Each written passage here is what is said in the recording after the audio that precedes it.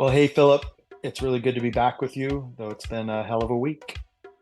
Yes, it has. I think these recent events are putting to the test the expression, may you live in interesting times. Absolutely. We're recording this on Wednesday night, just over a week since the election. And our goal tonight is to try and provide a sober Marxist analysis of, three main things. First, what we can expect under Trump 2.0. Second, why the Democrats lost and what lessons we can learn. And third, where the left, the labor movement, DSA goes from here. So let's get right into it. Philip, why don't you kick us off with your thoughts on what we can expect under a second Trump presidency? Well, I was really reassured listening to our dear leader, Kamala, who in her concession speech told us all not to be too worried. And let's cue up. We've got two clips of words of wisdom from Kamala. To the young people who are watching, it is okay to feel sad and disappointed, but please know it's going to be okay. I know many people feel like we are entering a dark time, but for the benefit of us all, I hope that is not the case. But here's the thing, America, if it is, let us fill the sky with the light of a brilliant, brilliant billion of stars. So I don't know about you. I certainly wasn't reassured, actually. This is only a few days after she said that Trump is a fascist and warned about the dangers of fascism if the Trump victory. So it's completely, as usual, Kamala is wrong on every count.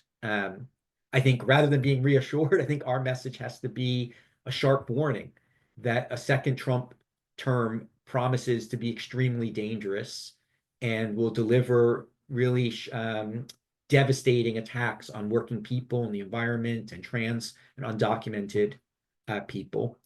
I think we will get a taste, as Trotsky put it, of the whip of counter-revolution at the very least. And there's a real danger of far more than just a taste of counter-revolution.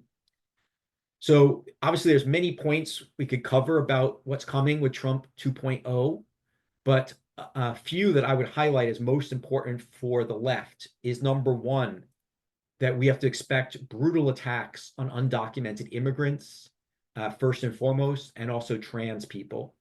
Trump ran openly, with no hesitation, on the promise of carrying out the largest mass deportation ever in US history. And all signs point to that he's serious and his base is fired up to demand that he delivers on that. And we also saw Trump viciously attack trans people as a convenient scapegoat for popular discontent with the state of the country, highlighted in his ads in the final stretch of the campaign. And we can expect more of the same, more of that in the coming months under this brutal Trump administration. Second, I would say we already had an ecological catastrophe looming. Trump's ascendancy is putting that on steroids. It's basically summed up by drill, baby, drill, a dismantling of the EPA. And of course, this is really dangerous in the short term, but even more so in the medium term, in its medium term impact, which will be really hard to overcome in the future. I think third is an ultra-conservative dismantling of the so-called regulatory state. And what that means basically is juicy profits for big business and worsening conditions for working people in terms of our environment, consumer safety, corporate ripoffs and scams, and crucially for the socialist left, for labor, with the balance of forces around industrial struggle being shifted in the direction of corporate America and the bosses. Under any Republican administration, we would expect the NLRB to shift to the right, and Trump will definitely deliver on that. But even more extreme, there's even talk in Republican and Trump circles of abolishing the NLRB. And we've seen in the last few years very exciting, though tentative, steps forward with new worker organizing at Amazon and Starbucks, and also rank and file opposition movements gaining in strength in the Teamsters, in the UAW. And I think Trump's election really puts a question mark of how far, how will that develop in the next period? Is the labor movement ready for a much more brutal, harsh labor climate of industrial relations? And then last, I would highlight on the international plane, we need to be prepared for a much more aggressive nationalism under Trump, with elements of isolationism combined with erratic, authoritarian, brutal measures that can easily overreach and spill out of control. And that's, given how U.S. imperialism is armed to the teeth, that's a very dangerous situation. And I would just highlight, I mean, this is I think, well, it's a theme we'll see on many fronts, but particularly on foreign policy. If Trump moves ahead with his isolationist agenda, we can expect fierce resistance from within the national security establishment and bureaucracy, the so-called deep state, which serves the interests of the capitalist ruling class. And already there's been reports, we're not going to go into it too much here, but there's already been reports in the media of discussion amongst the Pentagon brass preparing for how to stop Trump or undermine or block Trump in different scenarios that threaten the stability of the capitalist social and political order, such as his threat to use the military. That's a pretty bleak picture, but I think it's the reality of the main things we can, I would highlight, of what we can expect in this second Trump term. I think that's really helpful, Philip, to lay out. I mean, I think we can maybe get into this in some of the later discussion, but what's going to be the reaction amongst working class people, amongst immigrants, amongst women, amongst trans communities, all the rest, I think is a major question too. I think we can expect quite a fierce resistance developing, but I think it is important to point out it's not going to be, or all the signs point, at least initially, it's going to be different than 2016. It takes place against a more complicated terrain, right? Like in 2016, in the days after Trump was elected, you and I were part of organizing, mass protests in the streets of Seattle. There were mass student walkouts all across the country. There was some coordination, between different left organizations to make that happen. The largest protest in US history took place in January with the mass women's march around the inauguration. And there are not, early indicators that we're going to see such an immediate, massive response. There's a greater degree of demoralization right now. So I think that's just the other background is, as you said, Trump's going to overreach. There will be backlash both amongst workers and amongst sections of the capitalist class itself who are disturbed at the destabilizing impacts of Trump. But exactly how and when that breaks out, I think is maybe more complicated than it was in 2016. I totally agree. I remember, as you said, within 24 hours of Trump's victory in 2016, I was part of the march. I helped organize and was on the streets in Seattle, and I know all across the country this was happening. Within 24 hours, the next night, there was mass protests of thousands in Seattle, thousands hitting the streets, tens of thousands, maybe hundreds of thousands hitting the streets the next day all across the country. We did not see that this past week.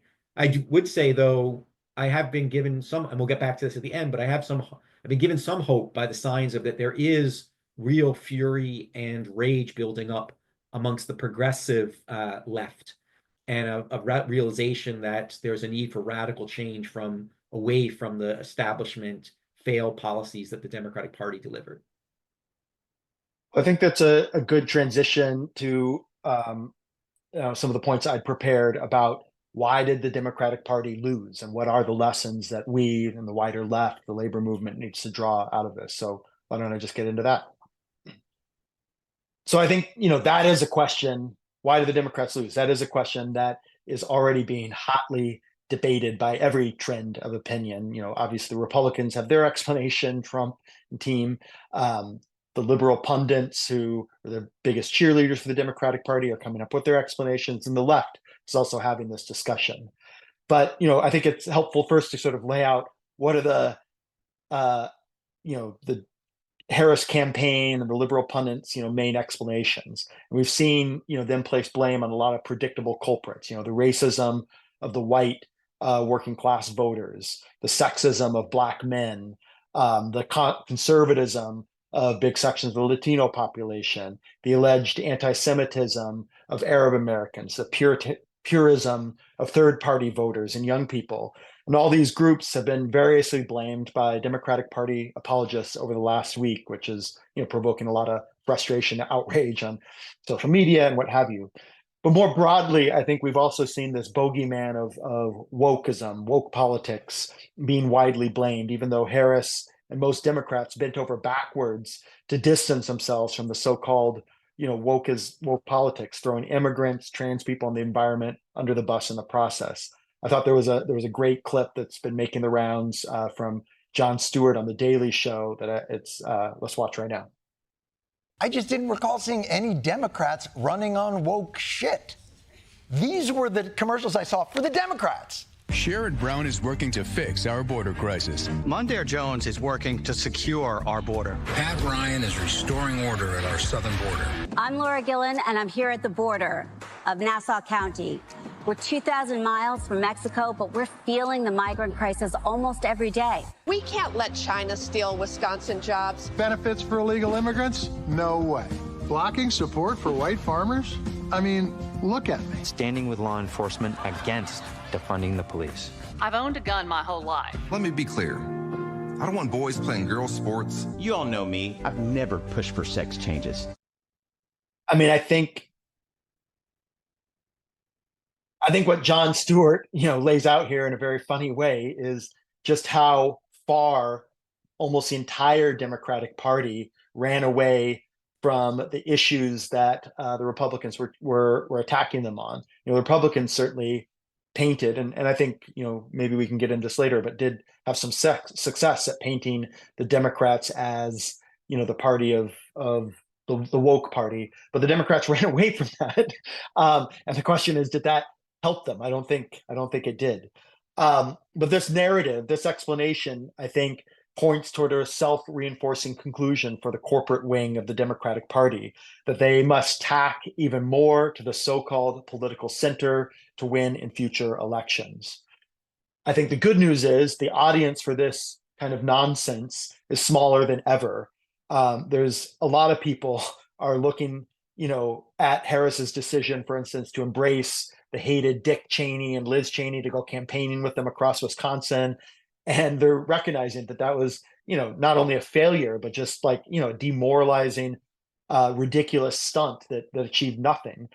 So I think, that the results of the election and Kamala Harris really, in some ways, running, the New York Times characterized it as the perfect campaign from the point of view of the Democratic Party establishment and punditry, poll driven. She stayed right on message the whole time, very methodical about her decisions, and it failed.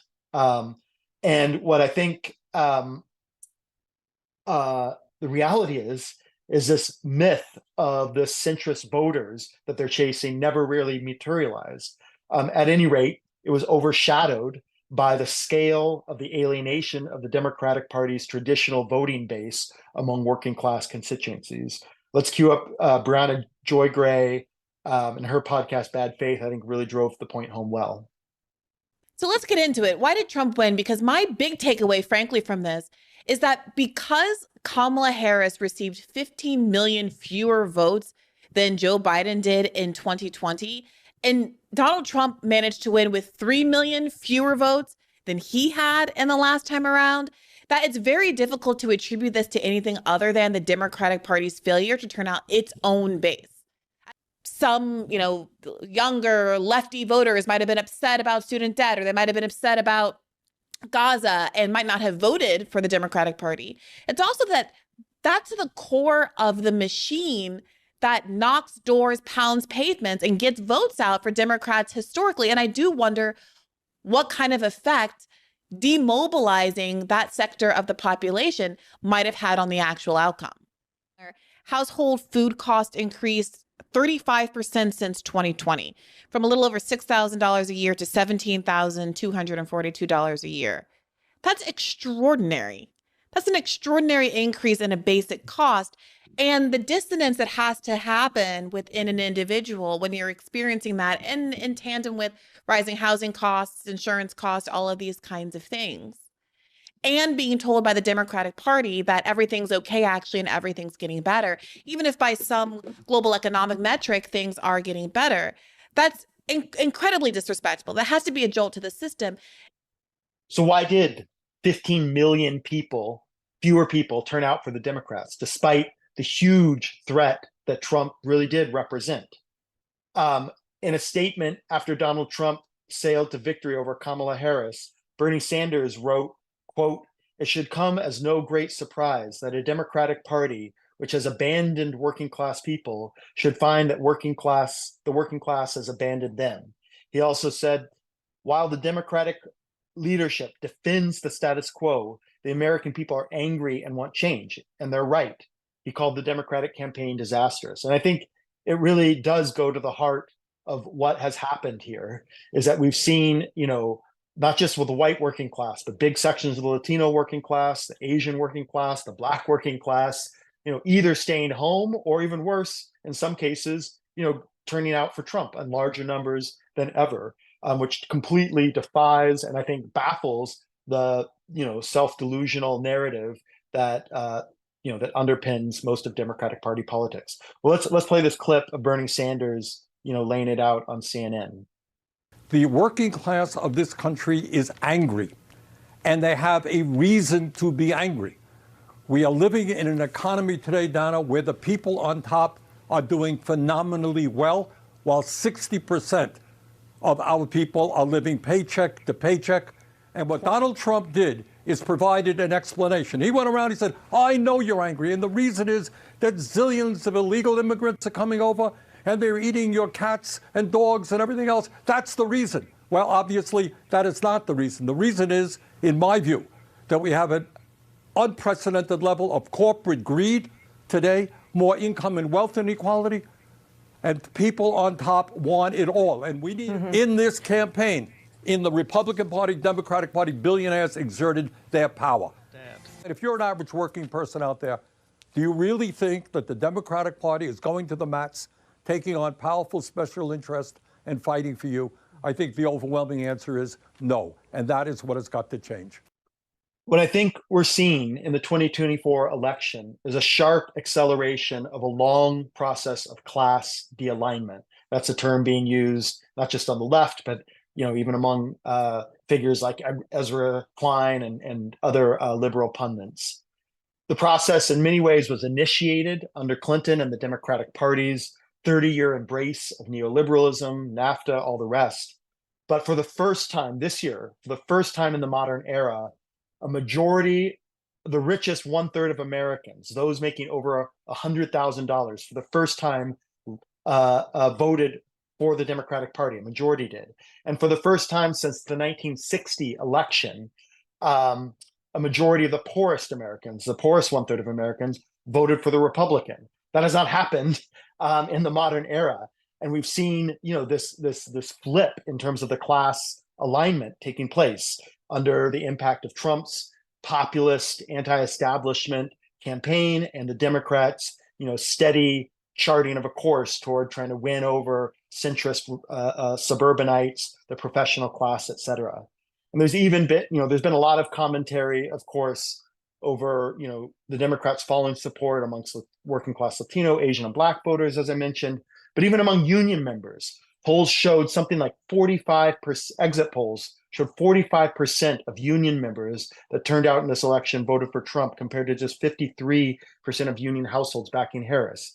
And I think that's particularly incredible, given that, this is the organized working class. This is, members who were heavily petitioned by their union leaders who said, Joe Biden's the strongest ally the labor movement has ever had since FDR. He walked the picket lines, all of the rest. And meanwhile, these union members are watching inflation eat away at their paychecks, eat away at what they bargained at the table, and and they called BS on their union leaders effectively. Now, I'm not obviously celebrating, that many of them went to Trump. I think that that's not a good thing. That's a very dangerous situation for the labor movement as a whole. But it shows the bankruptcy of the labor leaders' policy. The one other excuse I wanted to get into that the Democratic Party leaders have offered is to write this off as just a result of the global wave of defeats for incumbent governments everywhere since COVID. And there is truth, of course, that inflation, rising economic inequality, global instability that's been unleashed since COVID has seen virtually every government that's faced a national election defeated, particularly in the last year. I guess this last year has set all records in terms of the number of elections, the number of people going to the polls from India and everywhere else. And every government virtually has faced either decline in support or defeat. But I think, while it's true that this was, a part of what happened, I think it completely erases the agency of the situation. Most ruling parties have, like the Democrats, embraced neoliberalism in one way or the other over the last period and failed to challenge the power of the billionaire class. This excuse for the Democrats treats politics, treats the underlying anger of working class people on a global scale as if it's some unavoidable natural disaster, as if this is just a hurricane that came through, wiping incumbent governments out of power across the globe. The excuse that Biden and Harris hold that basically the excuse is only holds water if you believe there is no alternative.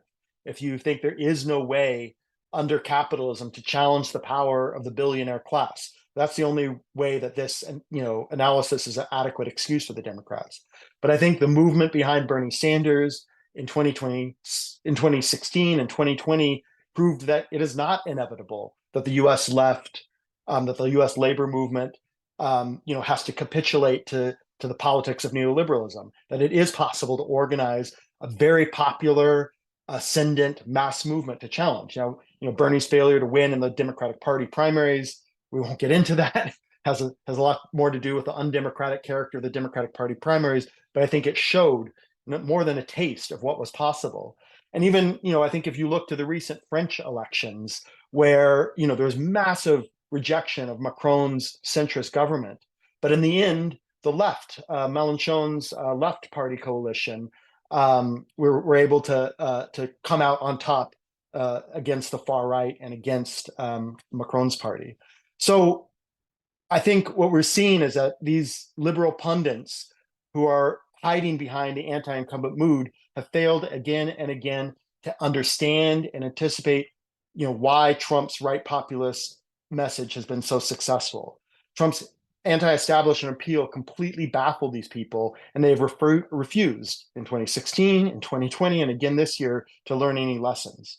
And to me, what's especially stunning is that this time around, Harris did have the opportunity, at least, to represent herself as a change candidate. It would have been superficial, but she didn't even take advantage of the superficial opportunities that were presented to her. It looked like for a moment she would at the Democratic Party convention, the choice of Tim Walz and, the celebration of his, sort of soft social democratic reforms and, free school lunches for all, et cetera, in Minnesota. It is, by US standards, it was impressive what happened in Minnesota.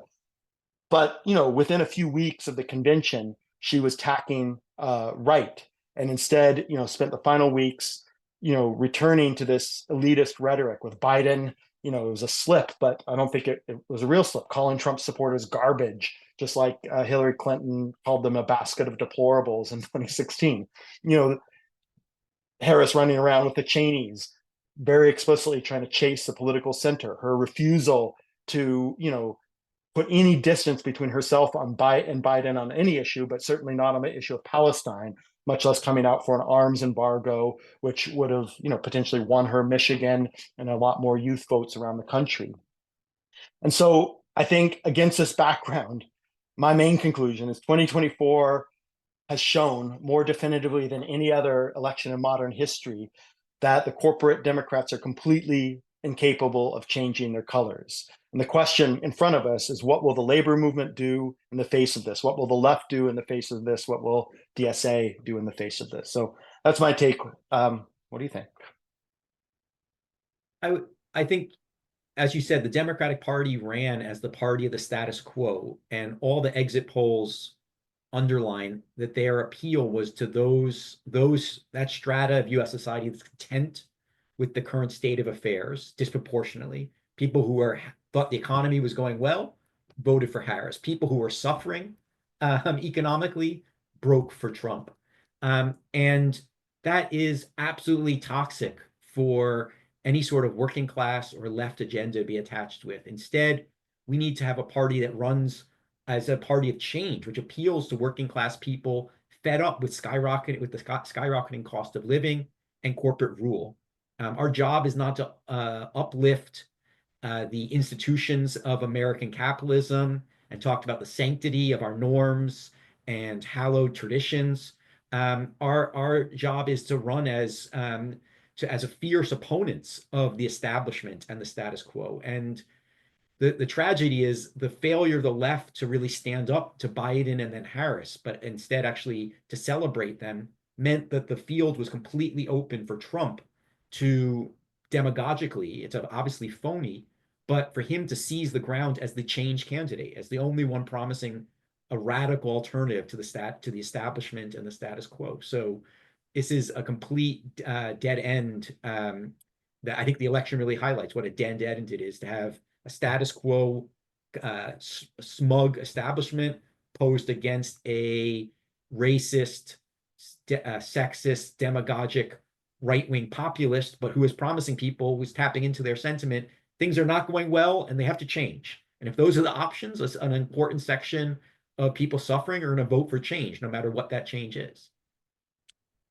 I mean, I think a factor, just to build on that, in the lower turnout in 2024 compared to 2020 was that, there was no equivalent to the Bernie Sanders movement in 2020. I mean, even though Biden won the nomination, there was a sense, a feeling amongst a lot of, left workers and young people that, electing the Biden administration, maybe with an ascendant left wing within the party, maybe could be a space where they could fight and win some change. And, and that wasn't actually a totally wrong assessment. Biden did, it was extremely limited what Build Back Better was, et cetera. But Biden did feel tremendous pressure from the left and was forced to adopt, certain elements of Bernie's platform and try to push those through.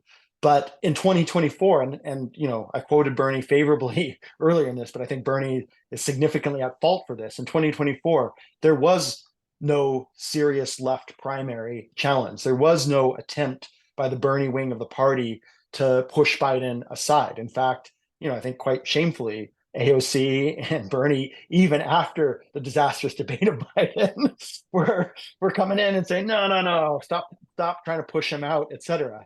Now, I don't know if, Harris didn't prove to be dramatically better. I mean, she was more capable of, running a campaign. But at any rate, the point is, there was no even, glimmer of hope on the left wing of the Democratic Party that there was a serious fight to try and take back control of this party. I always thought that was a utopian project on Bernie Sanders' part, but at least there was a fight in 2016 and a fight in 2020. There was no fight in 2024. And I think that lack of any dynamic to the left of Biden and then to the left of Harris, was demoralizing and was, gave people no reason to turn out even to hold their nose and vote for Biden or vote for Harris against Trump.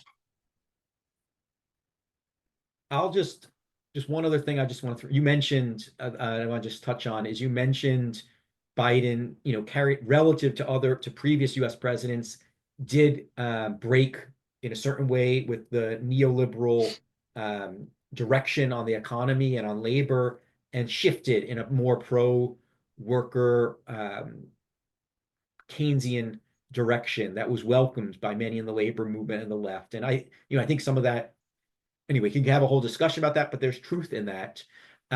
But what Biden and Harris paid a price for is, all that being said, under his term, real wages fell for huge portions of working and middle class people due to the unprecedented inflation.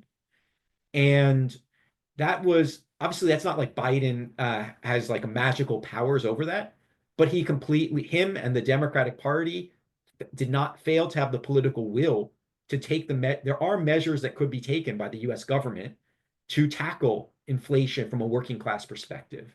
It's called rent control. It's called cracking down on price gouging.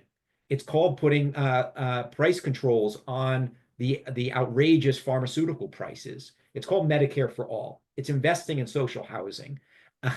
These are concrete, abolishing student debt, making colleges tuition free. These are things that can be done that would address the pain working people are feeling in their pocketbooks with this with inflation. And of course, and they did the opposite. They let the COVID safety net that was built up completely be unwound under Biden's clock, and student debt was turned back on. You could go, unemployment benefits were clawed away, et cetera, et cetera. So they reaped what they now are sowing of the anger around the economy and the poll numbers of huge portions of the supermajority saying the country's heading in the wrong direction. So it's not just enough to pass some progressive legislation or some more hopeful legislation. That is canceled out if the real living conditions of working people is falling under your watch. And I think it is worse than that even, Philip, because it'd be one thing. Some people will make excuses. Well, they tried, but Kristen Sinema and Joe Manchin and blocked them, and they weren't able to do it. Obviously, there's some truth there. I think Biden did want to push a more aggressive version of Build Back Better than they were able to get through. But what happened in the aftermath of that, the run up to the 2022 midterm elections, and certainly afterwards, is that they just dropped all that. Harris didn't even run on that stuff, and okay, they're being blocked. The Republicans are blocking them. The centrist Democrats are blocking them. But if they ran a firm and bold campaign on all the points you just laid out, saying, if you want us to seriously deal with, if you want price control, if you want rent control, if you want a higher minimum wage, if you want controls over the cost of medicine and drugs, if you want price controls on food, Harris kind of half floated this. It wasn't even price controls, but it gave the implication, and then she dropped it. The Biden administration sort of floated rent control for a minute back in June or July, and then dropped it. They didn't go anywhere. It was incoherent. They poked the bear. They poked the billionaire class a little bit. They gave the Republicans something to attack, and then they didn't defend themselves because they were not right. It was incoherent. They were not actually confident to fight for these policies because it's hard for that's not their policies. Biden's a creature of corporate America, as is Harris, and sometimes they bend under pressure from their base, but that is not fundamentally who they are or what the leadership of the party represents. So anyway, yeah, I think it was a disastrous, incoherent 4 years under Biden and a disastrous campaign. Well, I think all that cues up well our third segment, which is how the left lost its way and the right-wing backlash that we're experiencing. So, you are, I think it sort of ties in very well with the points you were saying, Ty, that the absence of the radical left in the debate and discourse around this election. And I think one way that's highlighted is we've seen really significant social movements erupt in the US in the last few years. BLM, the upsurge in the labor movement, and also the unprecedented Palestinian solidarity movement in the last year. But it really stands out from a socialist perspective is how these powerful movements were really absent in the election debate, with the partial exception of Palestine. But even in that, if you can take into account the scale of anger amongst the Democratic base at this brutal war on the Palestinian people that Biden and Harris are co-signing, it's relative to that, the impact was really disappointing. And I think it highlights in a negative fashion what you said about how important the Sanders campaigns were in 2016 and 2020, where they established on a mass audience, not just in socialist margins, a clear left-wing counter to the weight of right-wing framing and propaganda that is the norm in corporate politics in US society.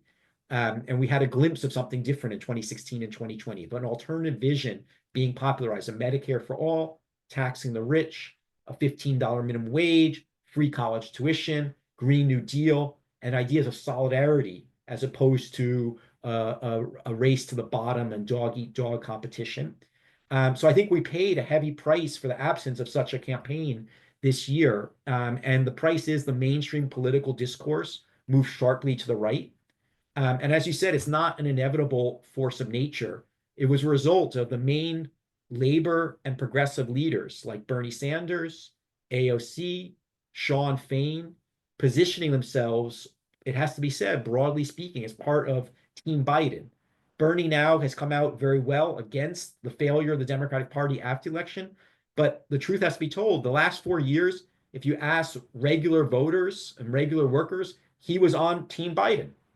He was not an opponent of the ruling administration. He was on that team. And then later, they all promoted Harris as a champion of working people. And that, as I said before, opened up the space for Trump to appear as the only challenge to the status quo, the only force arguing for radical change. And that, we pay, the left and working people and the oppressed are going to pay a terrible price for that. And that means the space that Trump has captured means he can whip up increased racism and sexism and shift the whole political discussion to the right. And now it's going to be a question of defensive struggles against a brutal right-wing assault. So out of this mess, the left needs to draw basic fundamental lessons from this.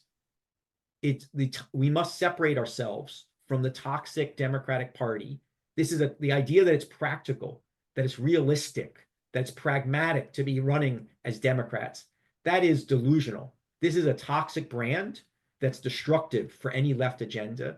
We need to break with any association with the liberal establishment or from celebrating the institutions of American capitalism or the smug contentment that the Democratic Party and their media supporters exude from every pore, which is deeply off-putting and alienating to regular working people. And that includes also that smug contentment is widespread even amongst the so-called progressive wing of the Democratic Party.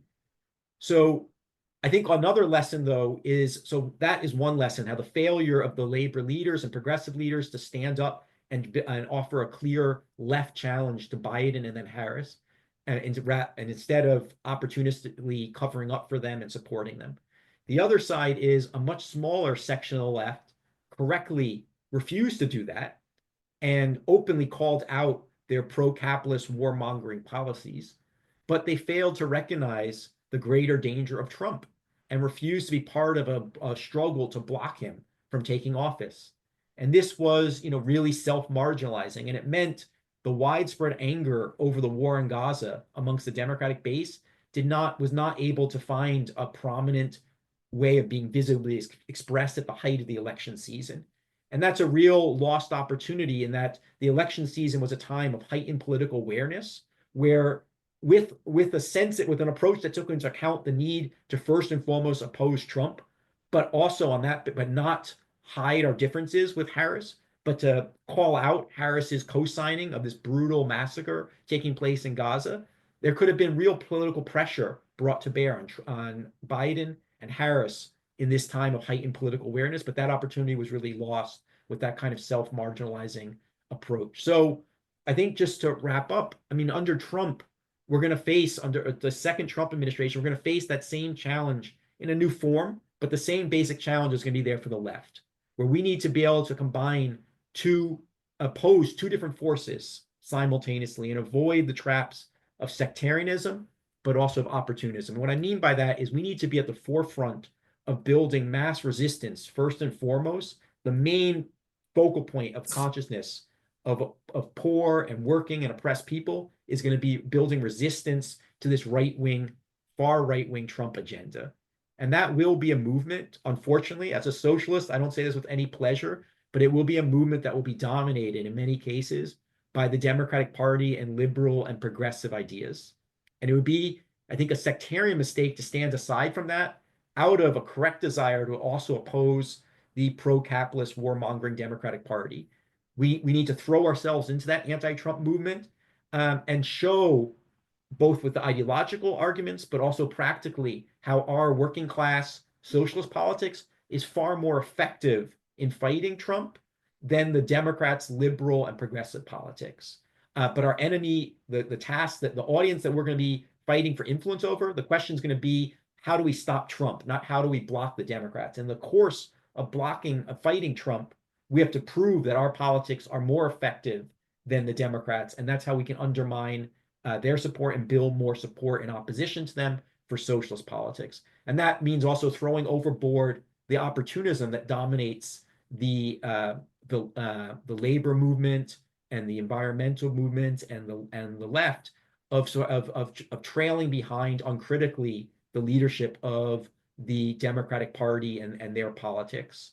So I think that I have to say I don't think the left stood up to that challenge very well in the last year, but I'm hopeful that out of this experience and the pressure of the coming battles that that some of these lessons can be absorbed and the left can give better answers for that challenge in the coming period. But I'm curious, what do you think?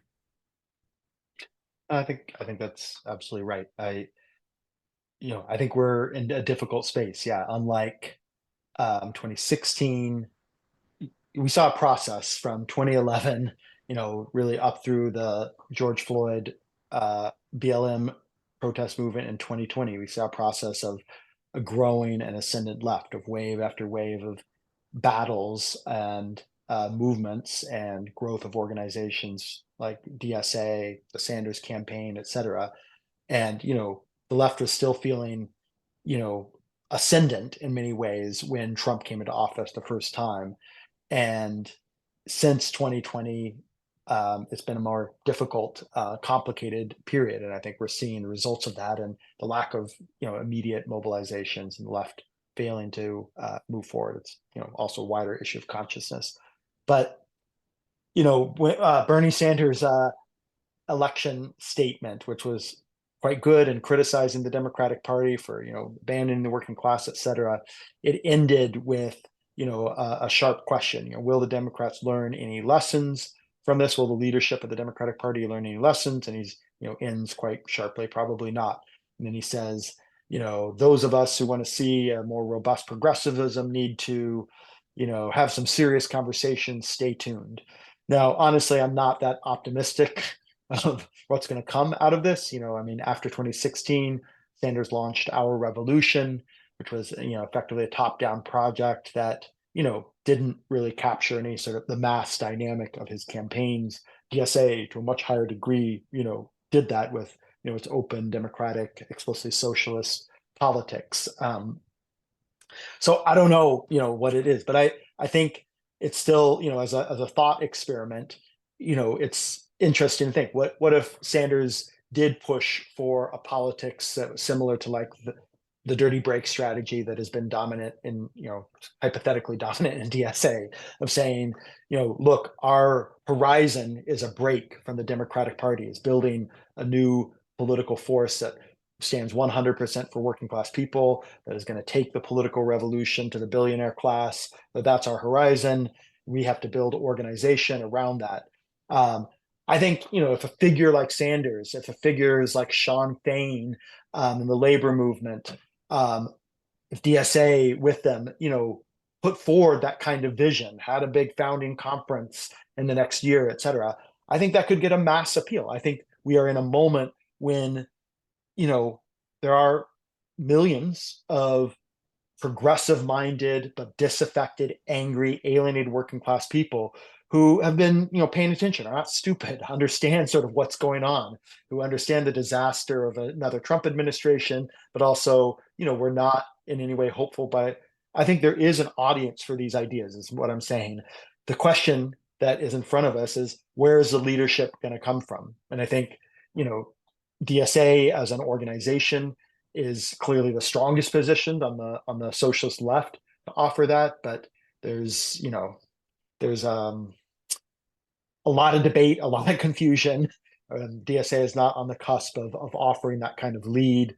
So we'll have to see. I think the important role for Marxists inside DSA and on the wider left in the labor movement is to agitate around these ideas, to help people draw conclusions from the disastrous position that we've been thrown into about the failures, to do that in a way that, as you said, is not just lecturing and sectarian and whatever, but is a way that sort of opens up a dialogue and puts proposals on the table about a way forward. I think that's our task today. I think to put a fine point on it, just to draw out what you're saying, I think what's needed is DSA needs to step up to its and own its responsibility to give a lead.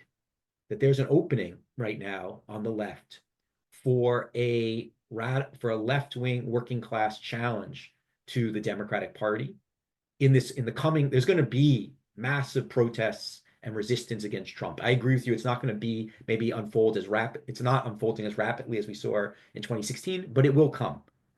But in that, there is a potential for building a radical anti-corporate working class socialist opposition within that.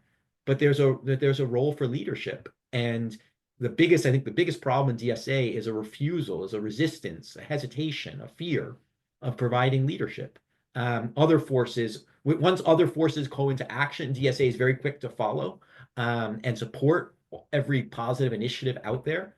But I think there's no other force on the left that's better positioned than DSA to give a lead to the idea of crystallizing that anger that you talked about at the Democratic Party and beginning to form a counter to it on the left and openly challenge them in elections, but also in the movement in the streets. So just one other thing I would just throw out is I agree Sanders' statement after the election was really exceptional, and it was really stood out in comparison to his direction the last 4 years. But even in his really great statement, it's a small thing, but I think it's useful for us as socialists to call attention to. It's just even in his language, it points to his hesitation of breaking from the Democratic Party when he talked about how the Democrats have abandoned the working class. And it's a nuance. It's obviously secondary. The main direction he was pointing was right. But I would just ask the question. I think that whole way of framing it points to his project of trying to reform the Democrats, that there was a golden era that we could get back to in the Democratic Party. And as a socialist, what I would throw out to Bernie is, when did the Democrats ever represent the working class? During the era of Jim Crow, when they were the party of racist segregation in the South, during World War II, when they carried out the Japanese internment and had no strike bans of working people, when they called out the National Guard on the labor movement again and again, when they oversaw the war in Vietnam. I mean, I could go on and on, but obviously the Democrats have moved there's been a neoliberal era, but they've always been a party of U.S. capitalism and the ruling class. And there's no prior era that we want to bring the Democratic Party back to. It's a question of building and forging a new path of working class politics. Right on. Why don't we just close this out with a few hopeful points? I think, there's three things I would highlight that, give me a little bit of hope for where we're going. One, we've already covered this significantly, is that there is a growing discussion on the left about the potential viability of a new party. Now, I don't think that's going to be, I don't think we're on the cusp of any major developments, of major lead in that direction. And there's even danger of that discussion of sort of, ultra left, groups and tendencies declaring a new project, a new thing with no backing, which, I think only undermines the credibility of such a project when that happens.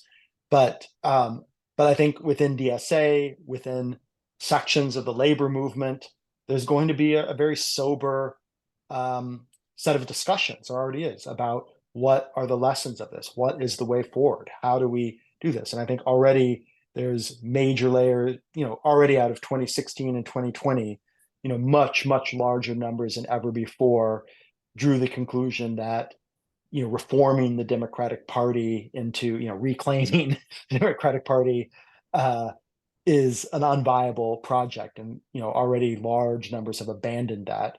But the question is, what is the positive program? What is the positive vision? And how do we begin popularizing that? I think, there's more space than before to have that discussion now. The second thing that makes me optimistic is that we are in some ways at a higher level of organization, both in the labor movement and on the socialist left than ever, or than any time in my lifetime.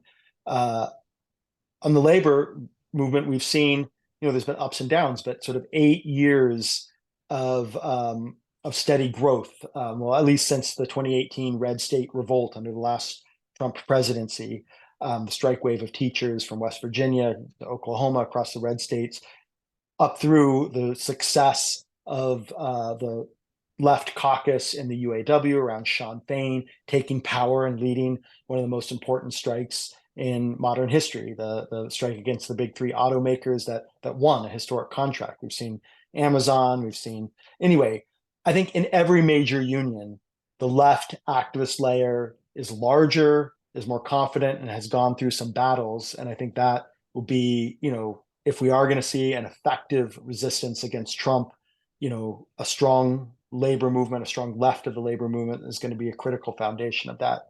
And within DSA, despite I 100% agree with all the criticisms you raised, DSA is not offering leadership. There are major problems, but nonetheless, we have an activist layer that really, a generation that came into politics, in 2011, 2016, 2018, 2020, that surged into DSA. And there are tens of thousands of conscious socialists who are organized or semi-organized, who are paying attention to debates, who are learning through the process. There's still a long ways to go. It's still starting from a very low level, but there's a real layer of activists and people trying to learn to be organizers there that we can work with, and that can develop new conclusions out of the next period.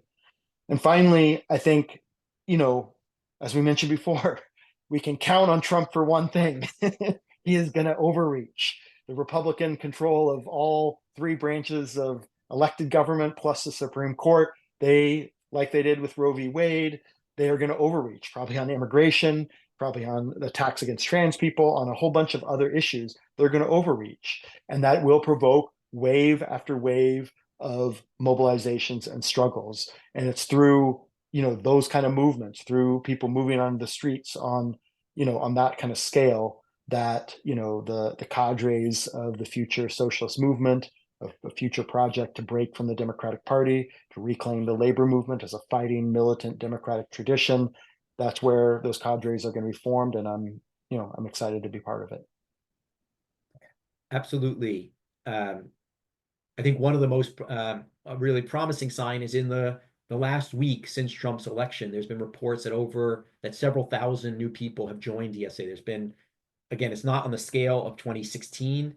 Of the surge of membership that DSA saw, but there's been a bump, and I think that shows that's I think gives me some hope that the fighting spirit that particularly amongst young people and a section of workers that exists, and how DSA, despite some of the political difficulties it's had in the last few years, still retains an important attraction as new people look to the left and look to get organized, and that's definitely what's going to be needed in the coming battles. I think that is a good place to wrap this up. As usual, we've gone significantly longer than planned, but it's always good to have a conversation with you, Philip. And I hope everybody enjoyed it. If you like what you listened to tonight, share this on YouTube, share your thoughts in the comments, and look, get active. Join DSA.